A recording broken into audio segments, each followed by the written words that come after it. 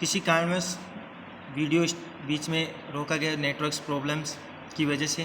तो अपन ने इसमें बताया गया था कि जो अपन नर्सिंग रिस्पॉन्सिबिलिटी पढ़ रहे थे तो इसमें बताया गया था कि IV administration do not mix with the other drugs. मतलब जब मान लो कि आईवी अपन कोई ड्रग्स दे रहे हैं तो उसके साथ में कोई दूसरे ड्रग्स को अपन ऐड नहीं करेंगे, बिकॉज रीज़न रहता है कि इसके साइड इफ़ेक्ट्स बढ़ जाते हैं। तो अपन आईवी ट्रांसप्लांट कर रहे हैं तो कोई अदर ड्रग्स उसके साथ में एडिंग नहीं करेंगे। उसके बाद में अपन देखेंगे give slow IV as respiratory और cardiac arrest can occur monitor vital sign during IV administration. मतलब क्या बताया गया कि गिव स्लो आईवी और रेस्पिरेटरी और कार्डियक अरेस्ट कैन अकर हो सकता है और मॉनिटर अपन करते रहेंगे वाइटल साइंस को ड्यूरिंग आईवी एडमिनिस्ट्रेशन, जब अपन करवा रहे हैं उस समय। तो इसमें क्या बताया गया कि गिव स्लो आईवी रेस्पिरेटरी और कार्डियक जो अरेस्ट है, तो इसमें क्या होगा can occur monitor vital signs को और ड्यूरिंग आईवी एडमिनिस्ट्रेशन। तो ये चीज़ें अपन इसके अंदर देखेंगे कि भी अपन मान लो आईवी ड्रग्स है जो इंटर करवा रहे हैं तो अपन क्या करेंगे, तो अपनी जो रेस्पिरेटरी है और जो कार्डियक अरेस्ट है वो चीज़ें अपन इसके अंदर देखते रहेंगे और मॉनिटर भी करते रहेंगे वाइटल साइन को ड्यूरिंग जब अपन आईवी एडमिनिस्ट्रेशन करवा रहे हैं। बिकॉज ऑफ रीज़न ये रहता है कि जब अपन आईवी ड्रग्स इंसर्ट करवा रहे हैं बॉडी के अंदर तब क्या होता है कि जो कार्डियक अरेस्ट, जो कार्डियक जो फंक्शनल एक्टिविटी हार्ट की वो क्या हो सकती है, स्लो हो सकती है, जिससे क्या होगा कि जो ब्रीथिंग कंडीशन वो बढ़ जाएगी। फिर क्या होगा, रिक्वायर क्या रहेगी, जो बॉडी सेल्स है उसको O2 सप्लाई की रिक्वायर रहेगी और ब्लड की रिक्वायर रहेगी। तो क्या होगा, लेस अमाउंट में मिलेगा बॉडी को और बॉडी सेल्स को। तो इसलिए अपन जब आईवी ट्रांसप्लांट कर रहे हैं जो मेंटल डिसऑर्डर की कोई भी ड्रग्स, तो उसको ध्यान में रखेंगे अकॉर्डिंग टू प्रिस्क्राइब तो कराना ही कराना है, पर अपन को करना क्या है, जो वाइटल साइंस है उनको अपन को ध्यान में रखना है। क्योंकि बिकॉज ऑफ ये रहता है कि अगर वाइटल साइंस को अपन देखते हैं तब क्या होगा कि जब अपन को पता है कि वाइटल्स ऑर्गन है वो प्रॉपरली फंक्शन कर रहे हैं ईजी वे में, तब क्या होगा, नॉर्मली इतना अफेक्टेड नहीं होगा। बट अगर मान लो ऐसा हो गया तो नॉर्मली ये क्या करेगा, अफेक्ट करेगा इसको। इसलिए अपन इन चीज़ों को ध्यान में रखेंगे।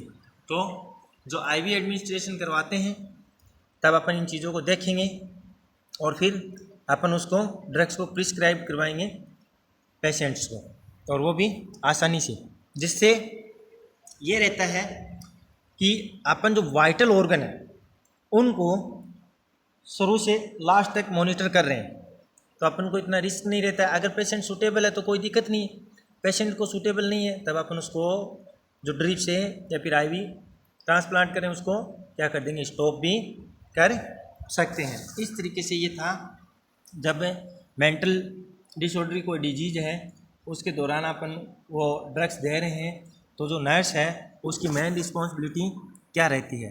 तो इसमें यही बताया था कि सबसे पहले अपन जो फूड एडमिनिस्ट्रेशन वो देखेंगे, गैस्ट्रिक रिटार्डेशन की कंडीशन को, जो पेशेंट है उसको टेक मेडिसिन करवाएंगे एग्जैक्टली डॉक्टर ने जिस हिसाब से प्रिस्क्राइब करने के लिए बोला गया था वैसे।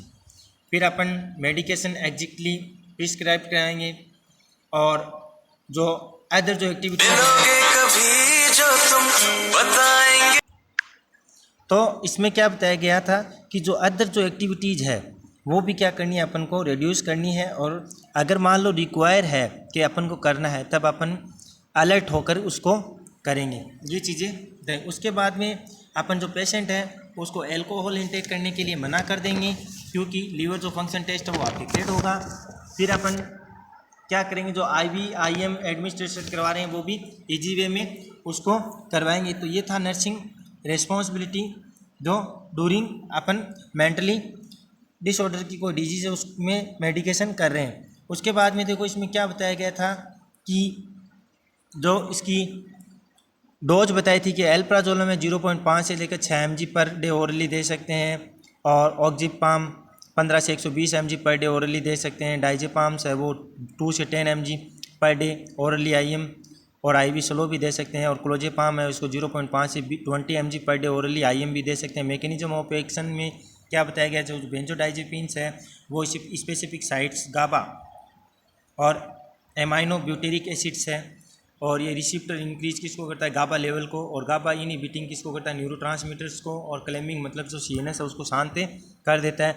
और साइड इफेक्ट्स में इसमें बताया कि जो नोजिया वोमिटिंग्स कंडीशन है, वीकनेस की, वर्टिगो की, बुलरिंग विजन्स है, और बॉडी आर्च और इपीगैस्ट्रिक्स पेंस वगैरह, सेडेशन, ड्राई माउथ और डिप्रेशन की कंडीशन पेशेंट्स को रहेगी, जिसमें इसीलिए अपन क्या बोलेंगे, पेशेंट्स नर्सिंग रिस्पॉन्सिबिलिटी करते समय क्या देगी कि भी अदर एक्टिविटी नहीं करनी है, क्योंकि ड्राउजीनेस कंडीशन हो सकता है, वीकनेस भी हो सकती है, वर्टिगो कंडीशन हो सकती है, बुलरिंग विजन हो सकता है, तो पेशेंट क्या हो सकता है, फॉलिंग हो सकता है, और फॉलिंग होने की वजह से उसको इंजरी भी हो सकती है। इसलिए अपन उसको क्या बोलेंगे, ये सब चीज़ें करने के लिए अवॉइड करेंगे, और एल्कोहल इंटेक करने के लिए स्पेशली मना करेंगे, क्योंकि जो हेपेटो फंक्शन है वो अफेक्टेड होंगे। फिर इसमें अपन ने देखा था इंडिकेशन, जो एंजाइटी डिसऑर्डर है, इंसोम्निया की कंडीशन रहेगी, डिप्रेशन की कंडीशन और ऑब्सेसिव कंपल्सिव डिसऑर्डर भी रहेगा, और अदर साइकेट्रिक डिसऑर्डर के अंदर जो एल्कोहल विड्रॉल सिम्टम्स उसको होंगे और सबस्टांस इंड्यूस भी होंगे। फिर अपन ने देखा long acting, short acting, very short actioning.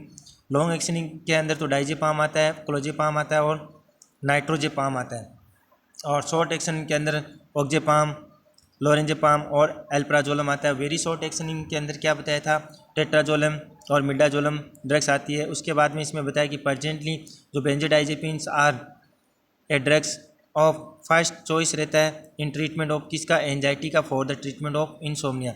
मतलब जो बेंजोडाइजेपिन्स है ड्रग्स वो फर्स्ट चॉइस है, और ट्रीटमेंट किसके अंदर, anxiety, for the treatment of insomnia की कंडीशन के अंदर अपन करते हैं। क्लासिफिकेशन देखते हैं एंजाइटी ड्रग्स का, तो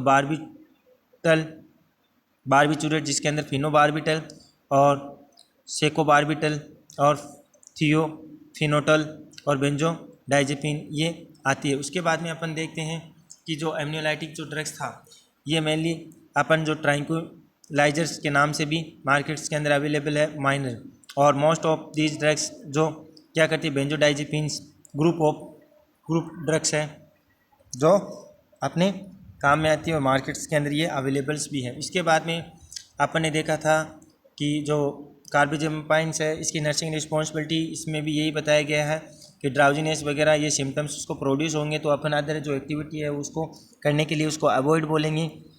और एडवाइज पेशेंट्स है जो एल्कोहल कंज्यूम वो ओवम ड्रग्स यानी इसके साथ में नहीं लेने के लिए बोलेंगे, क्योंकि जो हेपेटो फंक्शन है वो क्या होगा, अफेक्टेड होगा। और एम्फेसाइज करेंगे, रेगुलरली विजिट करेंगे तो उसका कार्डिक साइन देखेंगे, और जो वाइटल्स ऑर्गन की जो फंक्शनिंग है वो भी अपन मॉनिटर करते रहेंगे, और हेपेटो फंक्शन भी करेंगे। इसके बाद में अपन ने देखा इसके साइड इफ़ेक्ट्स है कि जो ड्राउजीनेस कंडीशन रहेगा, कन्फ्यूजन भी रहेगा, हेडेक भी होगा, एटेक्सिया भी होगा, और हाइपरटेंशन और अर्थीमिया की कंडीशन भी हो सकती है, स्किन रेशियो वगैरह, नोजिया, वोमिटिंग वगैरह सब होगा, और स्टीम्स जॉनसन सिंड्रोम्स भी उसको होगा जिसमें एब्डोमिनल पेन होगा। इसके बाद में इसकी डोज बताई गई, जो एवरेज डोज है वो 600 से 18 mg per day divided dose के अंदर अपन दे सकते हैं उसको। थेरापूटिक ब्लड लेवल्स है 6 से 12 माइक्रोग्राम्स, और टॉक्सिक ब्लड्स लेवल है वो 15 माइक्रोग्राम्स। अब इसके अंदर अपन देखते हैं कि जो इंडिकेशन क्या था कार्बाजेपाइन्स का, तो इसके अंदर सीजर की condition, psychiatrics disorder like as, जैसे कि इसमें बताया एक्यूट डिप्रेशन और साइकेट्रिक एपिलेप्सी और शिजोफ्रेनिया, बॉर्डरलाइन पर्सनालिटी ए का इसको डिसऑर्डर रहेगा, जो कि अपन ने फर्स्ट ईयर में देखा था। और फिर इंडिकेशन जो कार्बाजेपाइन्स है ये इसके बताए गए हैं। इसके बाद में अपन देखेंगे कि जो ड्रग्स है इसको क्या बताया गया कि जो कार्बाजेपाइन्स है वो अवेलेबल मार्केट के अंदर अंडर जो डिफरेंट ट्रेंड्स नेम्स के अंदर, जैसे कि टेग्रेटोल, मेजेटोल और जेप्लेटोल जीन, इन नाम से ये मार्केट के अंदर अवेलेबल है। कौन सी, कार्बाजेपाइन्स। और सीजर की कंडीशन में जो साइकेट्रिक डिसऑर्डर बताए थे, पर्सनालिटी है। और प्रोक्सिमल्स के अंदर क्या बताया गया था, पेन होगा, जिसके अंदर क्या बताया गया, ट्राइजेमिनल जो न्यूरालजिया है इसके अंदर क्या, जो 5th जो क्रेनियल नर्व है वो अफेक्टेड होगी, और एवरेज डोज इसका रहेगा, किस तरीके से अपन को उसको देना है उस हिसाब से इसमें बताया गया था।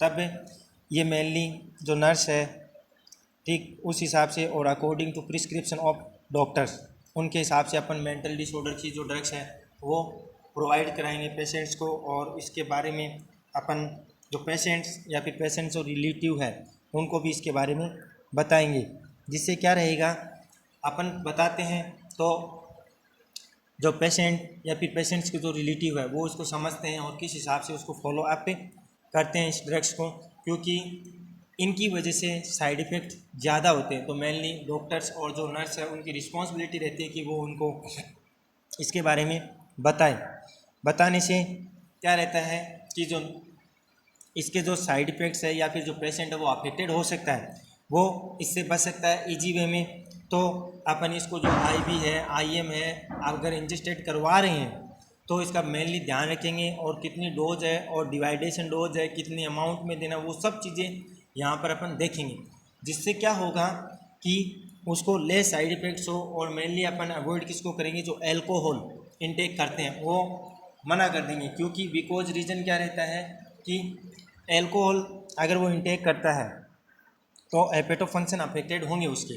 और अगर मान लो कि वो अल्कोहल इनटेक करने के बाद में अगर कोई फंक्शनल जैसे कि ड्रग्स दी और अदर एक्टिविटीज़ वो करता है, रेस्ट नहीं कर पा रहा, तब क्या होगा, उसको जो ड्राउजीनेस है, ब्लरिंग विजन्स है और वीकनेस की कंडीशन होगी, तो वो फॉलिंग हो सकता है पेशेंट, जिससे क्या होगा, उसको अदर इंजरी हो सकती है।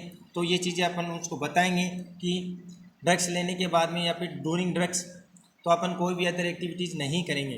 क्यों? अगर ऐसा करते हैं तो वो क्या होंगे, अफेक्टेड होंगे, जिससे उनको लॉस हो सकता है, और फिर क्या होगा, लॉस होने से उनको इंजरी होगी अदर, जो कि माइनर, मेजर्स और सीवियर भी हो सकती है। तो इसलिए अपन उनको ये चीज़ें करने के लिए अवॉइड करेंगे, और वो बस पूरा रेस्टलेस रहें और आईजीवे में ड्रग्स इंटेक करें, और डॉक्टर्स जो प्रिस्क्रिप्शन या फिर नर्स जो प्रिस्क्रिप्शन हो उसको वो फॉलो अप करें। अगर वो नहीं करें तो उसके पेशेंट्स के रिलेटिव वो भी उनको ये चीज़ें करवाएं। ठीक है, आगे अपन नेक्स्ट आगे पढ़ेंगे।